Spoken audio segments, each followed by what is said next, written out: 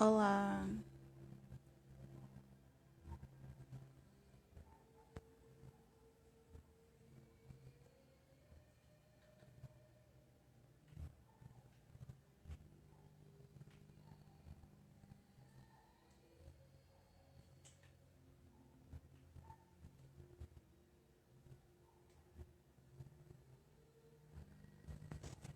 Oi, gente, dá pra ouvir direito? Boa tarde. Tô só esperando o Valdec ficar online pra gente começar o papo. Ai, meu Deus. Tá dando pra ouvir?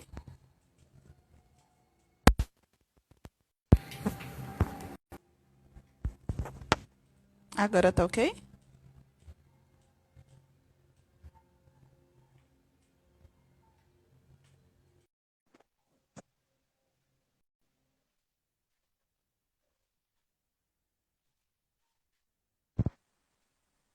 Oi.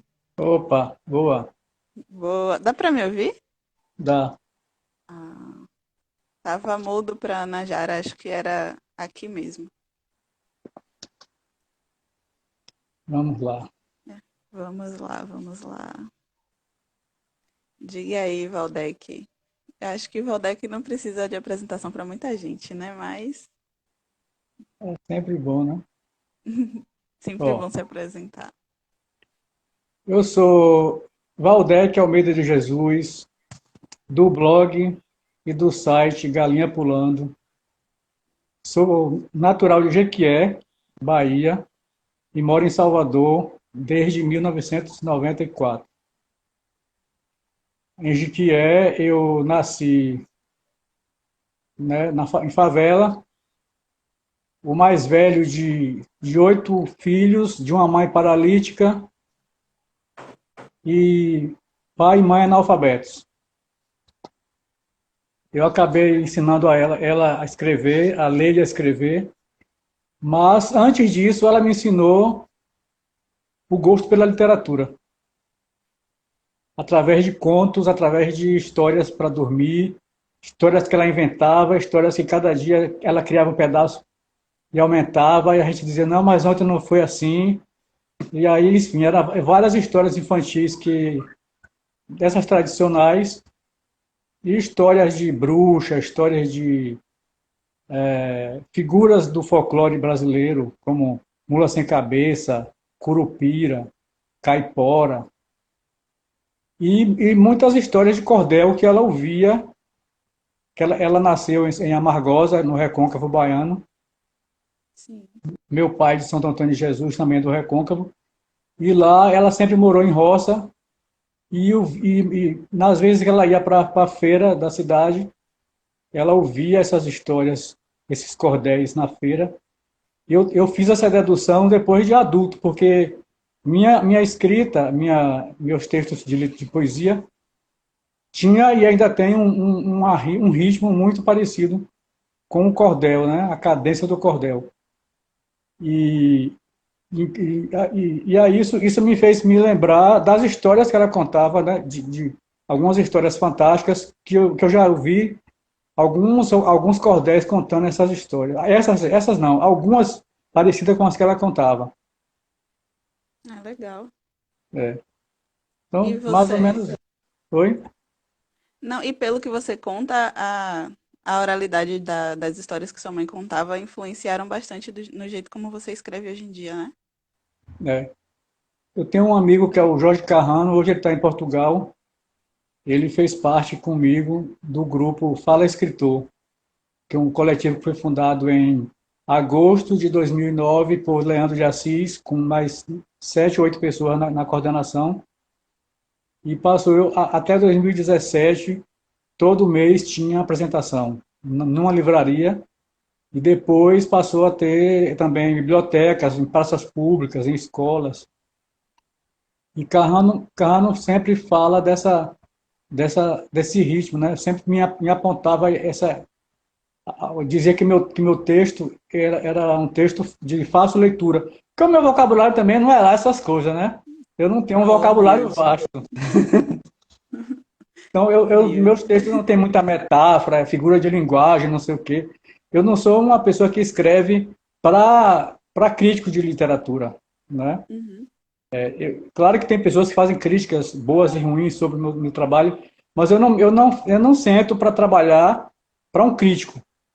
Eu sento para escrever para mim mesmo, né? Assim, se eu estiver entendendo fácil aquilo que eu estou escrevendo, se não tiver muito brusco, quedas bruscas de uma frase para outra, de um parágrafo para outro, não tiver muito fugindo do assunto, fazendo digressões, não sei o quê. Eu gosto de coisa que tenha começo, meio e fim, né? Uhum. Assim, para que serve? A minha vida é assim, é prática, praticidade. Então a minha escrita também leva essa marca de, às vezes, de conselhos, de reflexões, de críticas sociais, críticas culturais, e sempre não como receita de vida para ninguém, porque acho que cada um tem a sua. A gente às vezes aprende um pouquinho daqui, um pouquinho dali, mas são meio reflexões minhas que assim, às vezes a gente não tem com quem falar, não tem com quem dividir nossas loucuras, nossos medos, nossas frustrações, nossos traumas de infância, não tem coragem ou vontade de ir para um psicólogo, um psiquiatra, um analista, aí fica escrevendo e colocando pista no caminho, como a história de João Maria, que ia colocando pão no caminho para acertar a voltar e depois não conseguiram voltar mais, porque veio um passarinho que comeu tudo, né? Eu acho que a literatura tem e ao mesmo tempo não tem essa obrigação de dar respostas, né? Eu acho que a vida em si, cada um tem uma forma de ver, uma forma de experimentar, e a literatura é mais uma forma de ver e experimentar e apontar caminhos, mas não necessariamente as pessoas vão seguir. Às vezes nem sempre o próprio escritor segue aquele beabá que ele passa, aquela receita que ele passa. Então, Sim. é um mundo meio louco. Às vezes está falando de verdade ou de mentira, ou coisas que não aconteceram. Uma Uhum. pessoa tem um texto que fala que o poeta ele finge, né? Às Sim. vezes ele finge tão bem que ele finge sentir aquela dor que ele está dizendo que sente, que ele nunca sentiu. Então, Uhum. esse de se colocar em outro papel, em outros papéis, e papel literalmente falando, né? Papel de pão, papel de caderno, papel enfim, de fundo de livro, no meio do livro, até em dinheiro eu já fiz texto, até em cédula eu já fiz texto. Caramba. O Juan falou que a literatura é um desabafo. Às vezes é um desabafo. Concordo. É, O, vale. fale. Pode falar. Esse desabafo, às vezes, é daquele momento. E no momento seguinte, você não é mais aquela pessoa que estava escrevendo aquilo que você desabafou, né? Uhum. Às vezes é um desabafo verdadeiro seu. Eu já recebi, por exemplo, ligações, mensagens de pessoas preocupadas comigo. Poxa, aquele texto que você escreveu. E começa a falar, eu queria que você soubesse que eu sou seu amigo. E qualquer coisa eu estou aqui. Não fique assim, não. A vida é assim mesmo, não sei o que. Eu falei, o quê? Tá falando de quê? Eu ficava tentando adivinhar o que era um texto que eu publiquei, que às vezes era uma agonia de outra pessoa. Era uma angústia de outra pessoa. Ou Uhum. era uma angústia de uma personagem que eu criei, ou que eu estava tentando criar, e estava fazendo uma experiência para ver como funcionava. E Sim. aí você viu que teve o efeito que você mais ou menos esperava, né? Então, convenceu. Que a literatura também é isso, é verossimilhança. Tudo bem, tem textos, tem escritas de fantasias, ficção científica, coisas loucas que jamais acontecerão. Mas é um pacto que aquele escritor faz dentro daquele texto, dentro daquele limite daquela história. Ali tudo é verdade, né? Então, Uhum. quando você escreve algo e posta numa rede social ou num livro, e a pessoa fica com raiva de você, ou fica querendo te abraçar, né? Ou se afasta da sua amizade, ou faz críticas horríveis contra o seu texto, Perde surtiu um namoro como efeito, o né? Juan. Tá vendo aí? Eu já namorei uma personagem de uma peça de teatro. Imagina, Eu passei quase um ano tentando, né? E depois um ano junto, morando junto com essa pessoa. E depois eu imagina só. descobri que não era a pessoa que eu estava namorando, não era aquela que estava lá em casa. Era a personagem da peça de teatro. É uma loucura. Sim, a gente acaba se envolvendo e as pessoas têm, eu falo as pessoas, mas eu me incluo também. Tem o costume de comparar, não comparar, mas de achar que tudo, como você falou, tudo que a gente escreve é aquilo que a gente já passou e o que a gente está sentindo na hora e faz mil conjecturas do que pode. Ah, essa pessoa é assim, essa pessoa é assado. Quando encontra pessoalmente, a gente fala aqui em casa que a gente achava que você era super sério, muito não chegue perto de mim.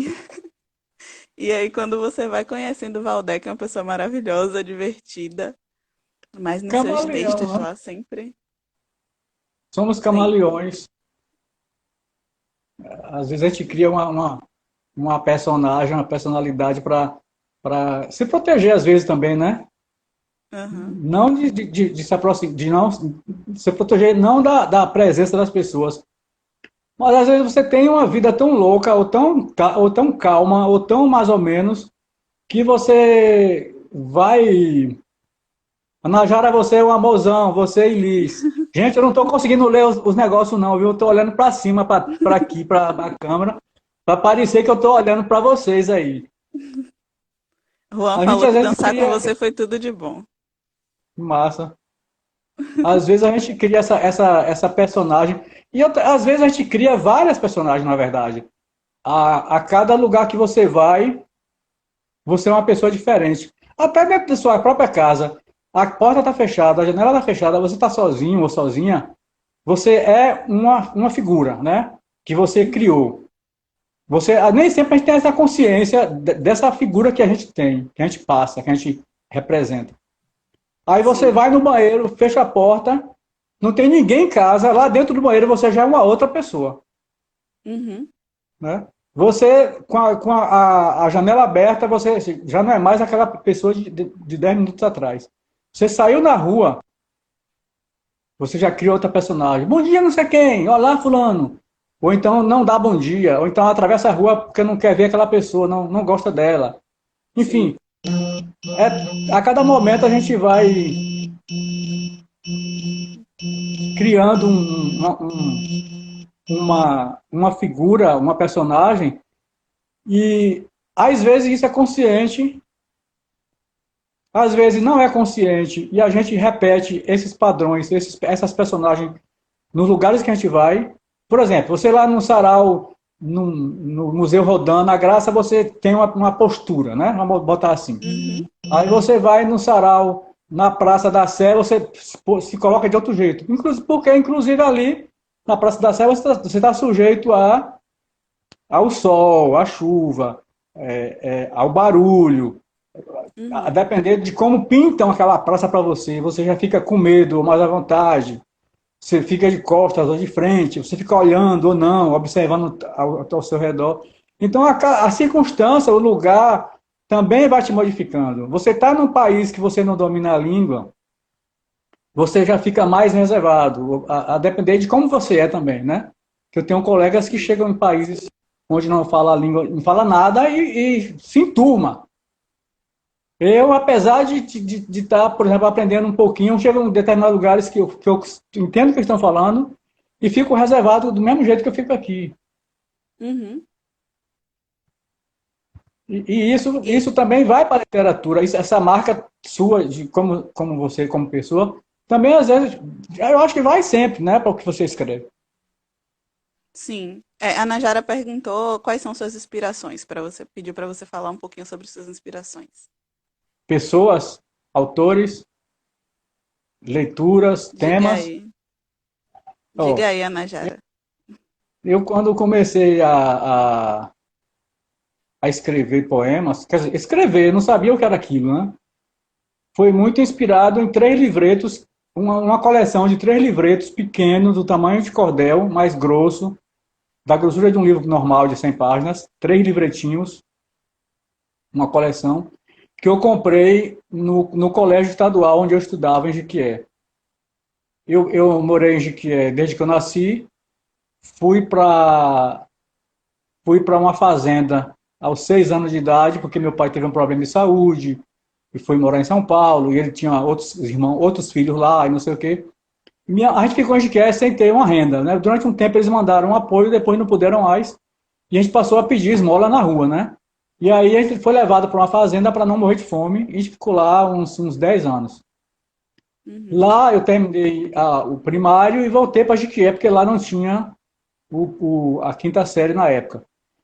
Aí eu ia andando da casa de onde eu ficava, de favor, para o colégio, era mais, 1 hora mais ou menos caminhando no sol quente. Imagina um Caramba. sol de 40 graus que acho que é, né? Na sombra. E aí a pessoa me dava um cruzeiro na época para merendar. E eu guardava esse cruzeiro para comprar livros. E porque passava muitos vendedores de livros nas salas e eu ficava louco para comprar. Aí a primeira vez que eu comprei, e única também, durante o colégio, foi esse conjuntinho de livretos. E aí eu me deparei, assim, o choque da leitura e da escrita que eu era obrigado a fazer na sala de aula foi um choque quando eu vi aqueles poemas, porque era uma liberdade. Eu estou fazendo essa leitura daqui para trás, né, em perspectiva. Mas mesmo assim, quando eu peguei na época, eu vi a diferença muito grande de metáforas, de palavras rimando, de ritmo, de não sei o quê, textos curtos. E na sala era obrigado a ler, obrigado a gravar, memorizar regras gramaticais, não sei o quê. Eu sei que eu perdi de ano, por exemplo, em português, porque eu não sabia, eu não conseguia entender por que, que tinha que ter a separação de sílabas, como é que era aquilo. Para mim eram 2 letras e um traço. Quando era Uhum. casa ou cavalo, dava tudo certo, mas quando era feijão, quando era é, sei lá, qualquer outra palavra que tivesse mais de 2 letras em cada sílaba, eu tomava porrada. E aí eu Uhum. comecei a imitar aquela escrita dos livretos e comecei a guardar meus textos, guardar meus textos. E depois eu comecei a criar histórias, me inspirando nas histórias que minha mãe me contava. Histórias através de poemas, né? Através de ritmo. Acho que um dos leitores mais assíduos da Biblioteca Pública de Jequié, porque eu sempre tive vários problemas de relacionamento, com as pessoas, com a sociedade, com a família.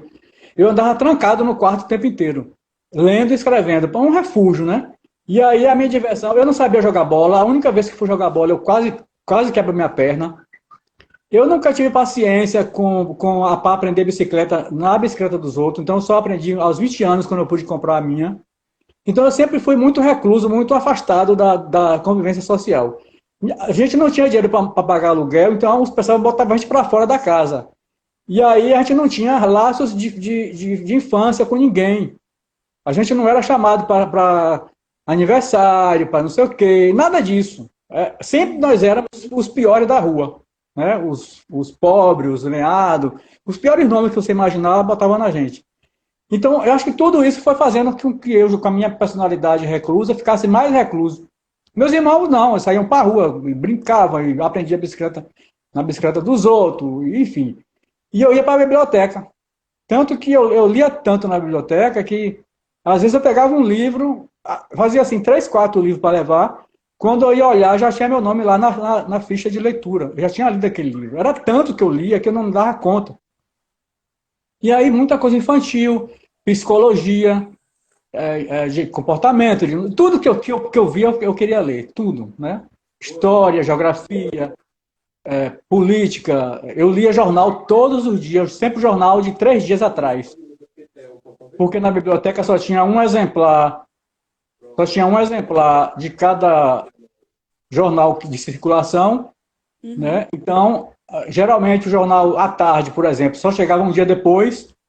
E aí todo mundo queria ler. Eu queria ler 3 dias depois, porque ninguém queria ler. Eu gostava de ler sozinho, sossegado. As pessoas que é jornal de hoje ou não, da semana passada. Aí ninguém queria. E eu sempre gostava de ler de cabo a rabo, tudo, até os Aham. classificados eu lia.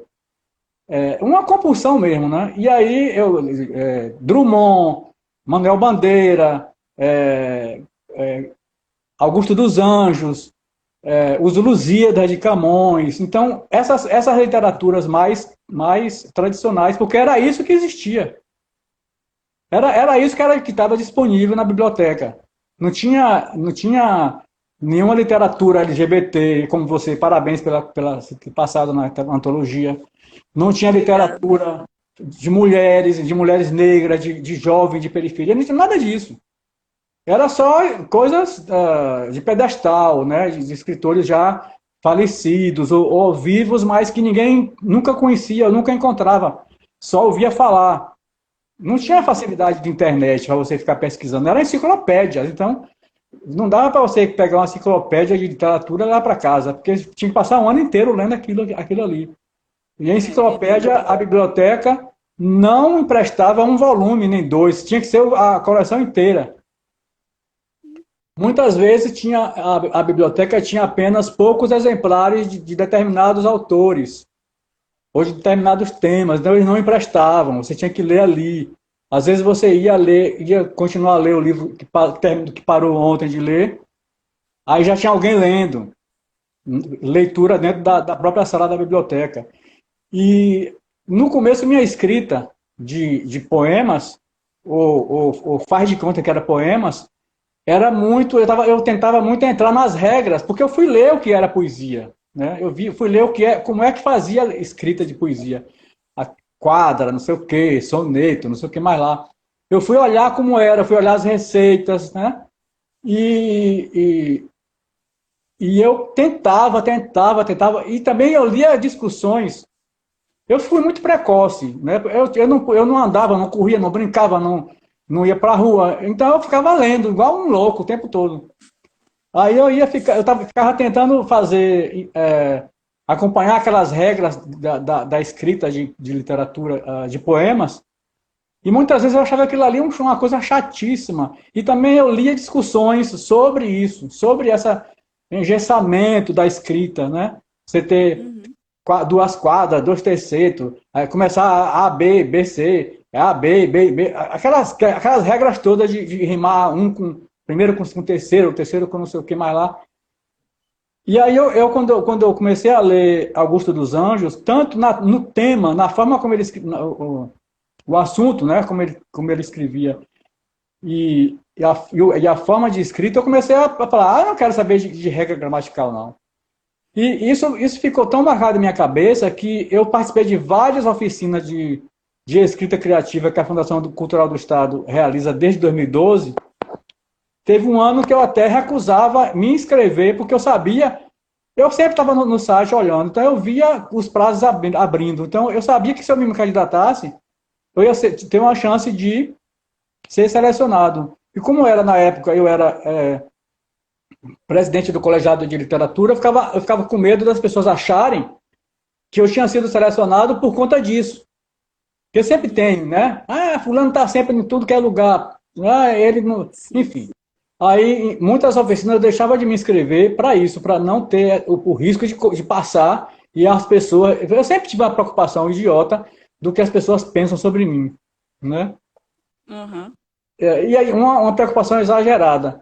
E aí, em várias dessas oficinas, eu entrei em pânico, porque chegava um renomadíssimo, prêmio Camões, prêmio não sei o quê, é, prêmio Jabuti, não. Jabuti, prêmio não sei o que mais lá, né? E tinha escrito livro não sei aonde, resenha não sei o quê, e o colunista de Folha de São Paulo, outros, enfim, pessoas que a gente via e vê na mídia, né?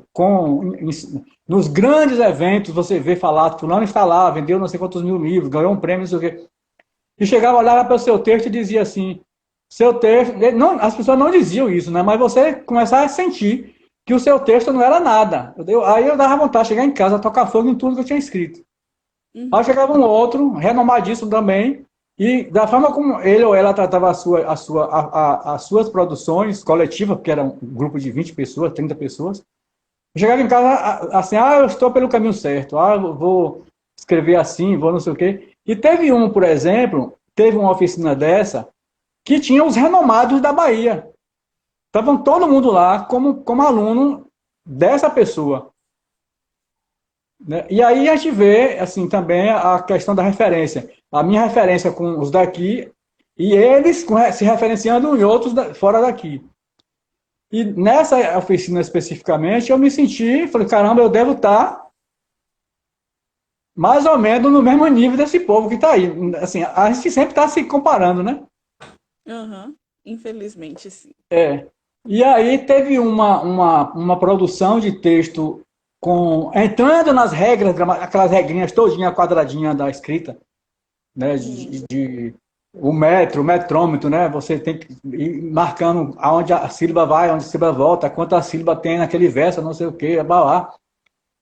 E o escritor sabia muito do que estava falando, muitíssimo.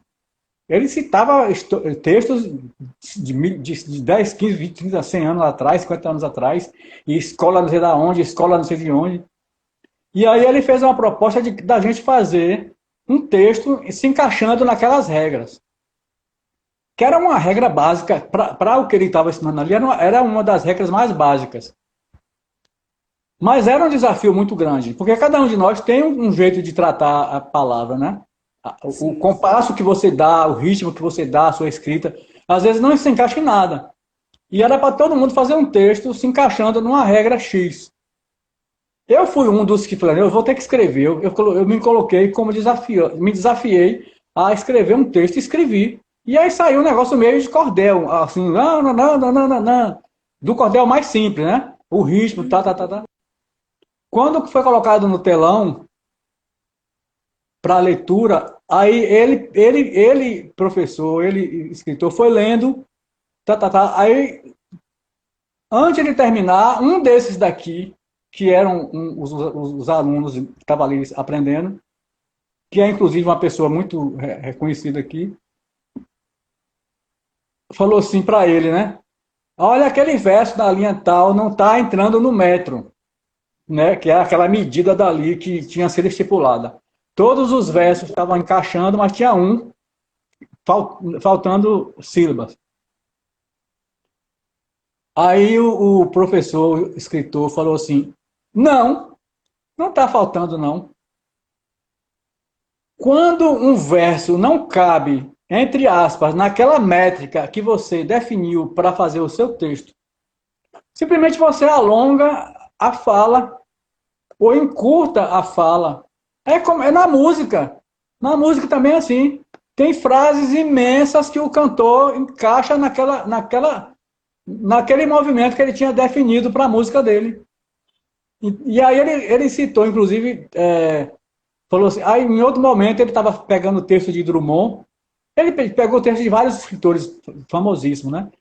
E aí ele pegou um texto de Drummond e aí botou lá na tela e foi lendo e dando o compasso do poema, né?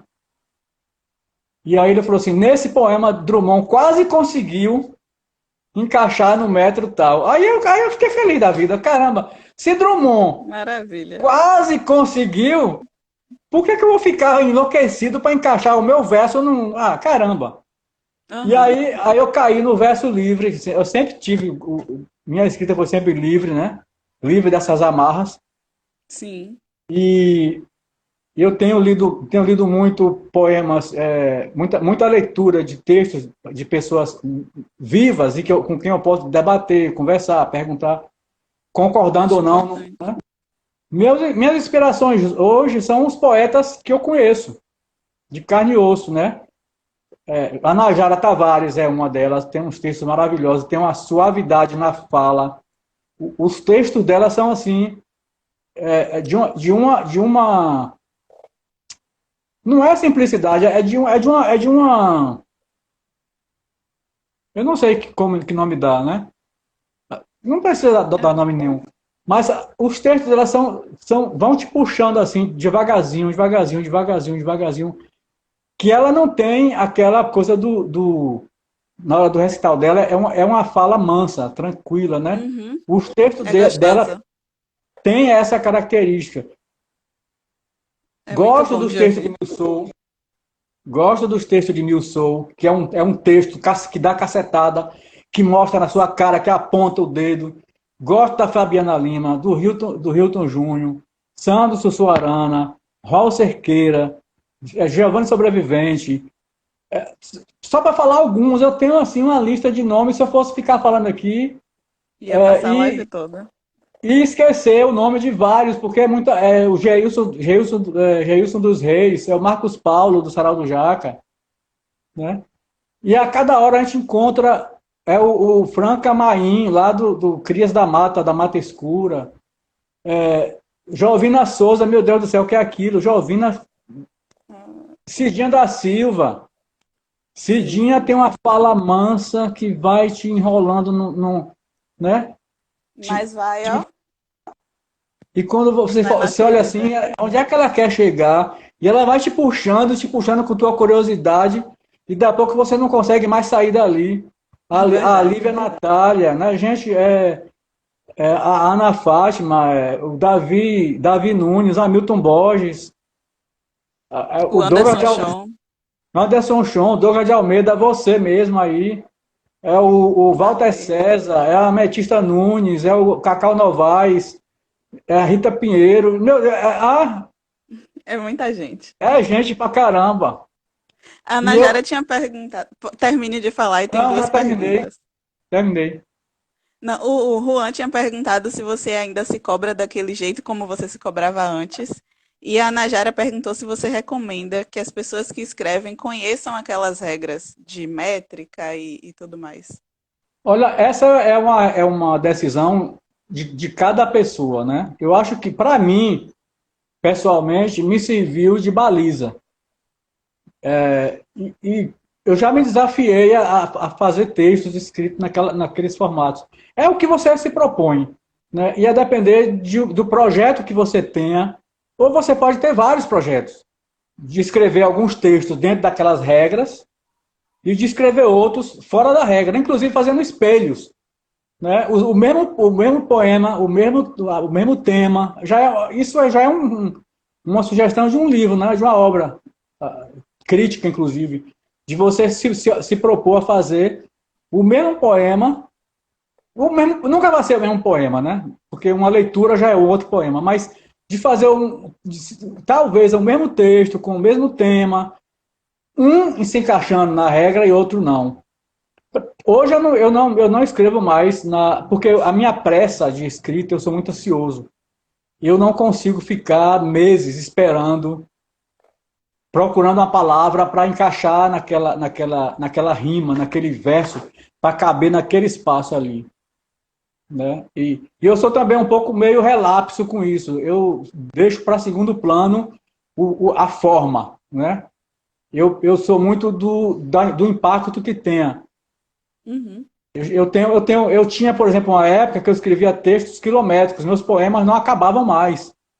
E eu não conseguia terminar. Eu não conseguia terminar. Era um texto de 3, 4, 5 páginas.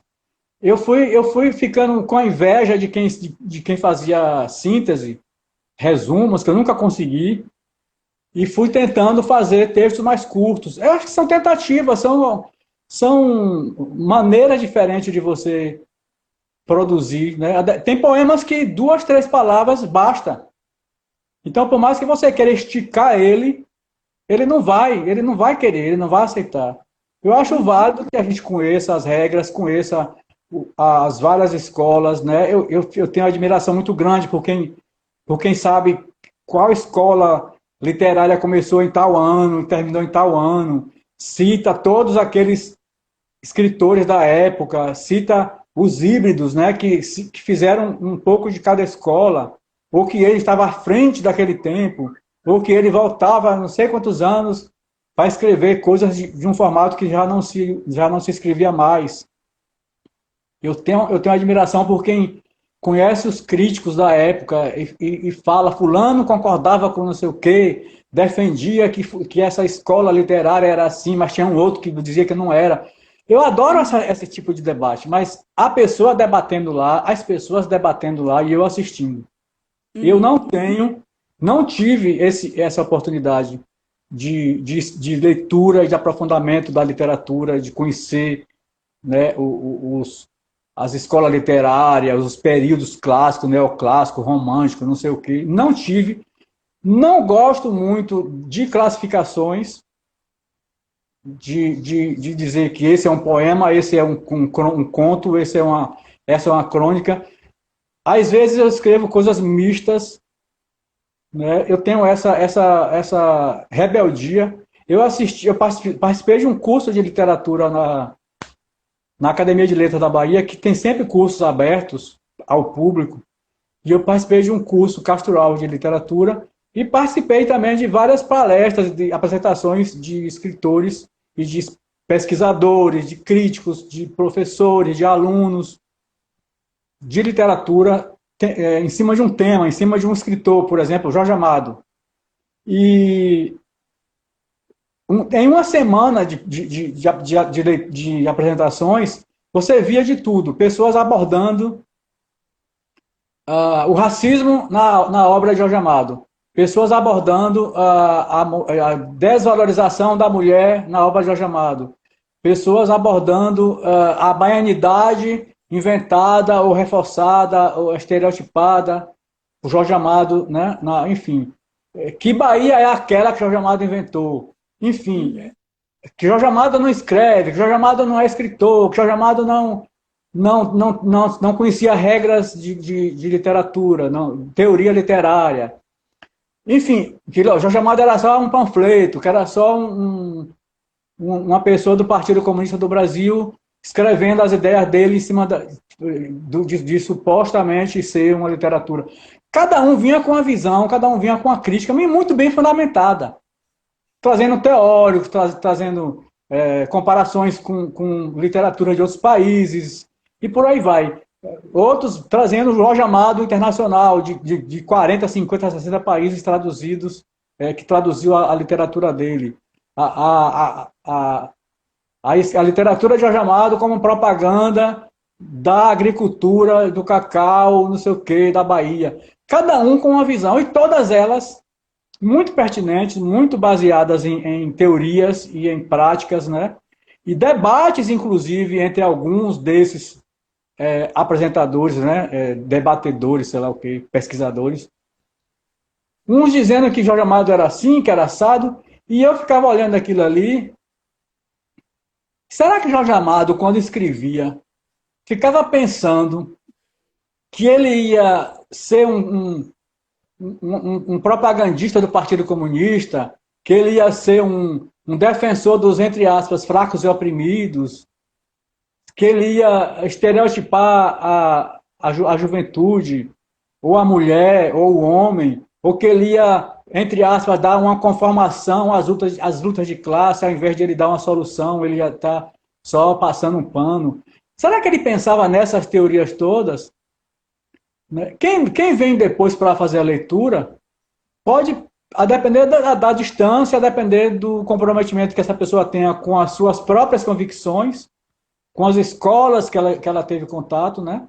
Com as ideias que estão ali dentro dela, passando pelas suas educações, enfim. Ela vai ver várias coisas na sua escrita. Então, você é o único timoneiro, é a única pessoa que pode dirigir o seu barco. Você é que tem que decidir se você vai escrever um texto mais conciso, mais hermético, mais para um teórico da linguagem decifrar, ou se você vai escrever um texto mais simples, mais popular, né, vamos dizer assim, e vão dizer que isso é literatura, que isso não é literatura. Não importa, eu acho que assim, você decide, você encontra os seus caminhos, você tem que ver onde você se sente confortável, se você quer ser panfletário, se você quer ser uma pessoa que faz críticas sociais, se você quer colocar essas angústias todas na boca de uma personagem, ou se você quer colocar na sua mão, na sua boca como cronista. Enfim, são caminhos que cada um, a depender de como se sensibiliza com essas causas, ou com causa nenhuma. Às vezes tem pessoas que decidem não se comprometer com nenhuma causa, quer fazer texto de ficção científica, com personagens que não debatem nada do que acontece na Terra, nenhuma angústia da Terra interessa a esse ou a essa personagem. Então, é uma decisão muito pessoal e cada um desse ou dessa que resolva escrever assim ou assado, para mim, está indo no caminho certo. Se você decidiu que ali é a sua estrada, tem pessoas que decidem depois de anos, numa trajetória, decidem mudar de rota, decidem voltar lá para o início. Então, não tem uma receita, não dá para fazer uma trajetória, não dá para mostrar os caminhos. Tem vários caminhos, né? Aí cada pessoa pode procurar uma forma de reproduzir ou de inventar, inclusive, caminhos diferentes. Eu acho que talvez seja o melhor, uma das melhores opções é o escritor, é o artista, ele próprio inventar uma nova forma, um novo formato de poema, um novo formato de conto, um novo formato de romance, né? E se ele é ou ela é panfletário, lutador, batalhador de uma causa, inventa uma personagem, inventa um formato de escrita, inventa um. Não quer ser taxado como tal, bota isso bota essa carapuça na personagem. Você Né? está falando, você tá falando, a gente tem 19 minutos, eu não posso deixar de te fazer essa pergunta. Você estava falando, eu estava lembrando de uma das perguntas que eu anotei aqui. Se você tem noção de quantas pessoas você já influenciou nessa sua trajetória. Porque você já organizou várias antologias, você participa de saraus. E, como eu escrevi ontem, né, no post, reza a lenda que você é uma pessoa onipresente. Tá em todos os lugares de Salvador ao mesmo tempo. E eu já ouvi várias pessoas falando que, poxa, a Valdec me apoiou. O Anderson mesmo fala que você nos saraus inspira ele. E você, com essas publicações, com esse apoio e incentivo, a mim mesmo, eu sinto muito apoio seu para que eu vá para o mundo. Muito obrigada. Deixo meu agradecimento público. E aí eu quero saber, você tem noção dessa importância sua na literatura, pelo menos baiana, que é o que a gente consegue mensurar assim de perto? E se você tem alguma questão, alguma situação que já aconteceu com você em relação a isso que você possa contar. Olha, a gente tem sempre uma ideia de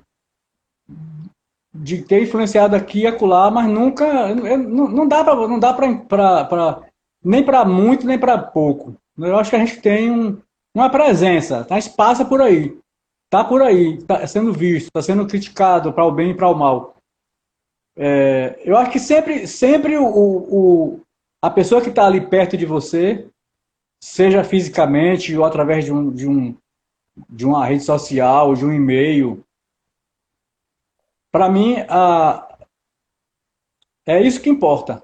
Não se passaram 10, 15 ou 20. Porque eu sou jornalista e uma das teorias, uma das ideias do jornalismo, do interesse, é da proximidade. Você fala de uma notícia, eu estou, vamos supor que eu esteja no Campo Grande, em Salvador. E aí acontece uma batida de carro em uma das entradas ou saídas do Campo Grande. E eu noticio isso. Um carro tal, com tantas pessoas, bateu e fechou a rua, enfim. Os ônibus não estão conseguindo passar, os táxis estão desviando para tal lugar. Quem mora ali ou quem vai passar por ali vai se interessar por essa notícia. Isso é por causa da proximidade. Aí Uhum. se eu estou no Campo Grande e acontecer um acidente no aeroporto e eu dou essa notícia, quem mora no Campo Grande não quer saber. A menos que ela esteja com algum planejamento de viajar, que vai passar pela paralela, vai saber qual é a parte do aeroporto, se fechou o acesso, se quanto tempo vai demorar para abrir. E eu acho que assim, a importância que eu dou não é que seja menor ou maior, mas para mim o que importa é o que está muito perto. O que passou, se foram 10, se foram 20, eu nunca vou saber, na cabeça das pessoas, que importância elas dão. E eu não posso dizer por elas, são 20. Talvez essas 20 que eu escolhi, ou que eu escolha, são meus piores inimigos, meus piores algozes. A gente nunca sabe, né? E não dá para você ficar fazendo, tenho tantos pontos de crédito porque eu dei a mão a 3 ou 4 pessoas. Não, isso não tem que ser contabilizado. O que importa é quanto você possa e se você vai poder ou não a partir dali para frente, Uhum.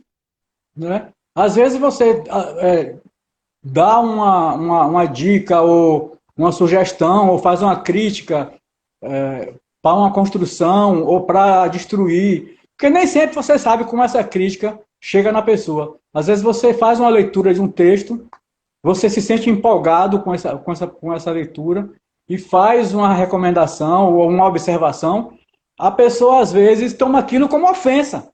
E você não sabe. Talvez você nunca vá saber.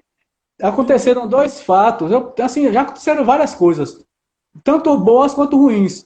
Mas eu vou citar, por exemplo, eu na minha vontade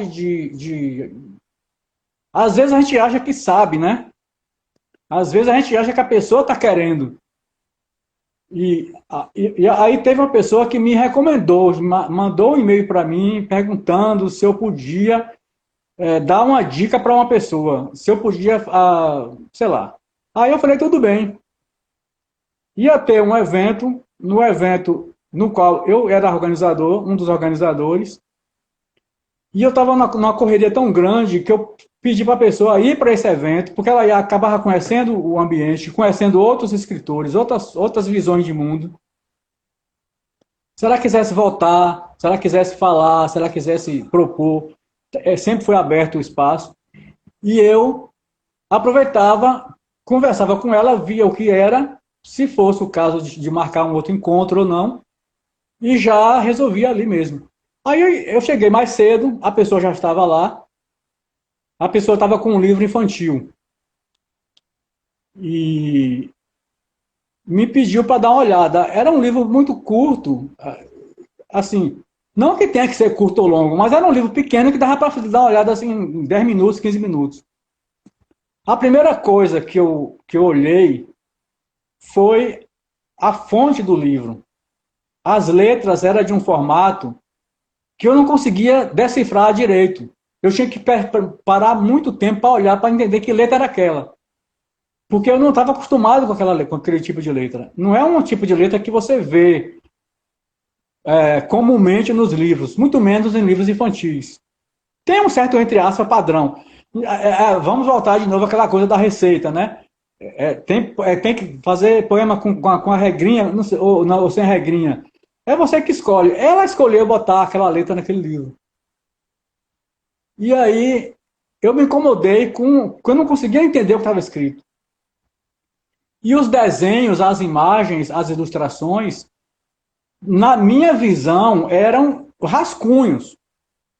Eu imaginei que fossem rascunhos. Aí eu Uhum. falei para ela, li a história, era uma história razoável.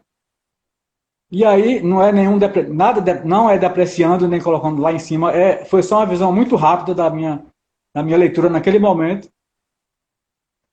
Aí eu falei, olha, eu gostei da história, eu gostei do formato do livro, era um livro assim, retangular, geralmente, né, um dos formatos mais comuns, mas isso não é receita para ninguém, cada um escolhe, faz um livro redondo, um livro com a garrafa, um livro uma bola cheia de água, você faz o livro do jeito que você quer. Falei, gostei do formato, gostei da história, agora eu não estou conseguindo, não gostei muito do formato das letras, achei muito rebuscada, e principalmente, isso foi uma leitura que eu fiz. Falei, acho muito rebuscada para criança. Uhum. Daqui que a criança pare para decifrar o que está escrito, não sei o quê. E eu gostaria de saber que se você vai finalizar essas ilustrações. Aí ela falou assim: olhe, em primeiro lugar, as letras são essas mesmas. Em segundo lugar, as ilustrações são essas mesmas definitivas. Porque foi meu irmão que fez e ponto final. Naquela hora eu fiquei meio.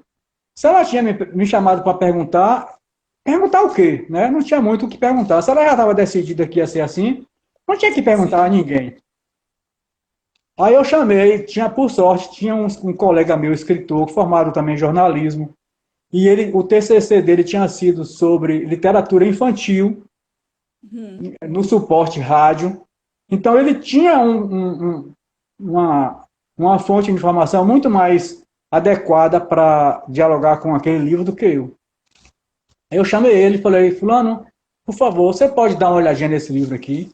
E saí. Eu saí de perto para não influenciar o que ele fosse dizer, ou ela dizer assim, ele também já disse isso, ou então eu não disse isso. Eu saí. Ele disse exatamente o que eu tinha dito. Pode ter sido coincidência de visão de mundo minha e dele, né? Essa mulher não. A gente não se viu mais. Ela me chamou para o evento, eu acabei não conseguindo ir não sei do que rolou. A outra foi um. Tem mais 9 minutos. Sem Tá. pressão. Já tem pessoas que pede uma dica e realmente vai em busca de um. Não é melhorar, ninguém vai melhorar texto de ninguém.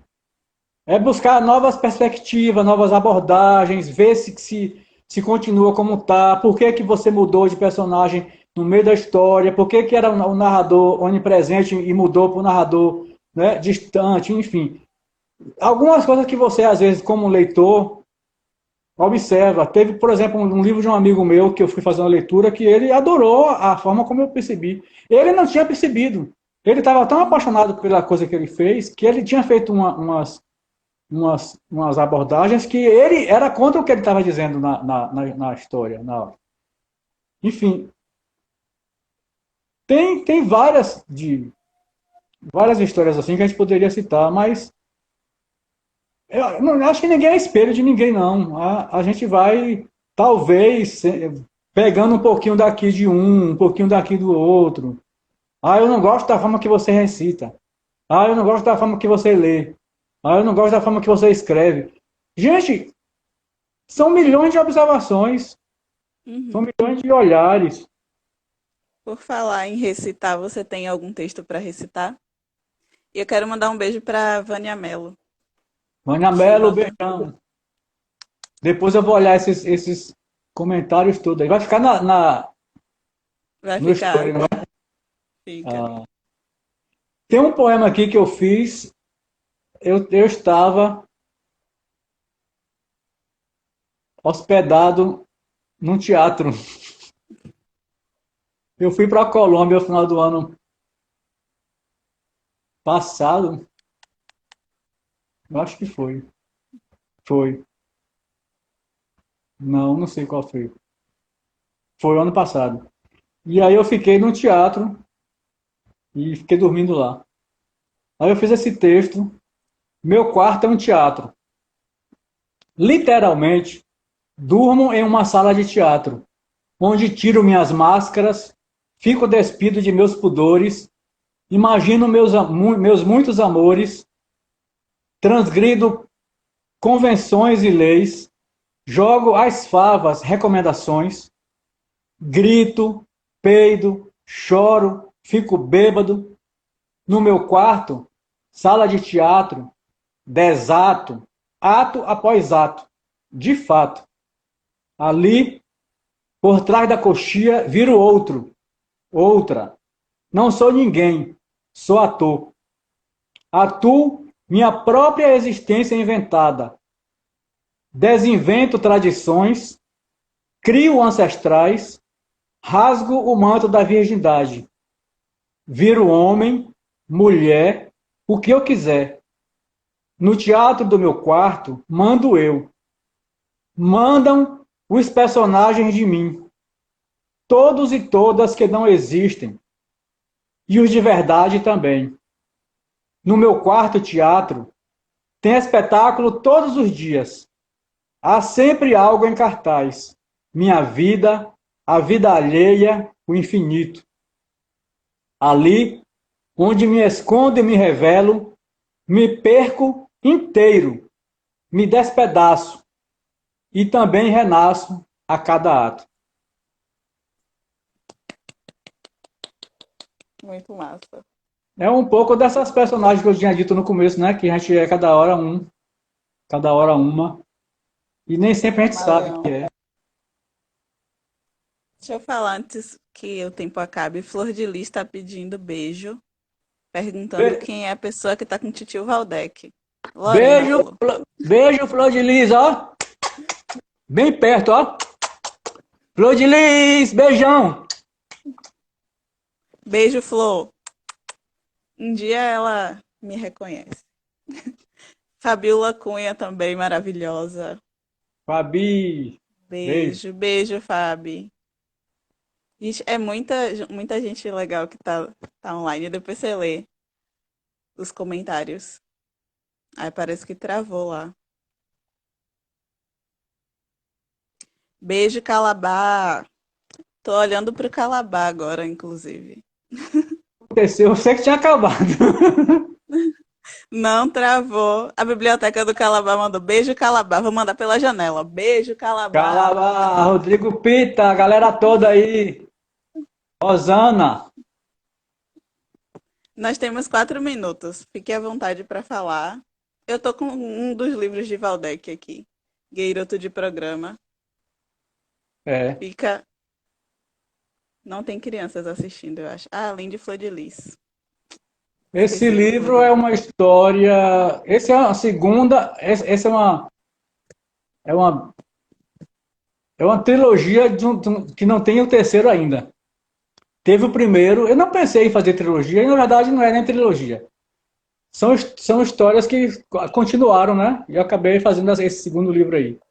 O primeiro foi Sim, Sou Gay Daí, Desabafos de Alice no País das Maravilhas, que é um livro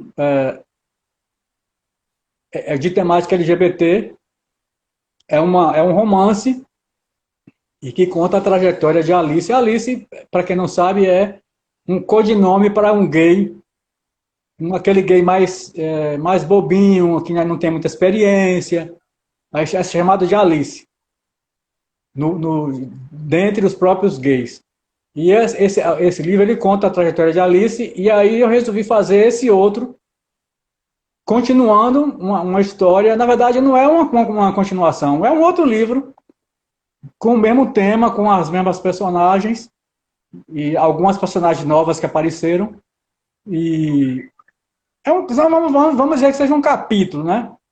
Que o livro seja um Sim. capítulo da vida de Alice. Esse daí eu botei esse título, 5.000 tons de sexo, mas por conta daquela questão do 500 tons de cinza, né? 50 tons de cinza. Esse daí conta a trajetória de uma outra Alice que nasceu no distrito de Upabuçu, que fica no município de Lajedo do Tabocal, no Vale do Jiquiriçá. É um jovem gay, filho de uma mãe italiana, que naquela região tem muitos italianos, fazendeira de café, e um agricultor que casou com ela.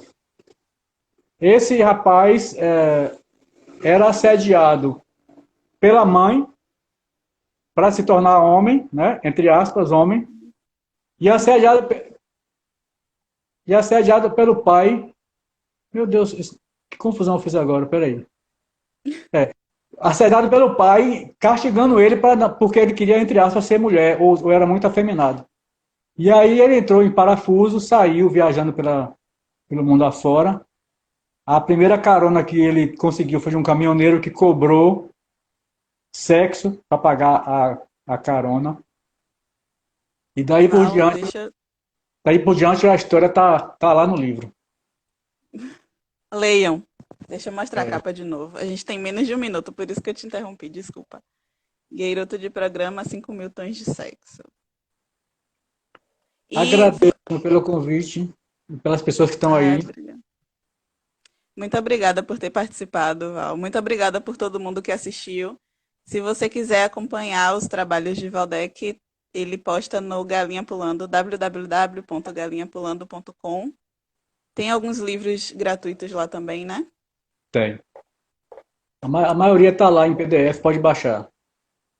Pronto. Temos 5 segundos. Quero mandar Nossa beijo. Senhora! Beijos, beijos!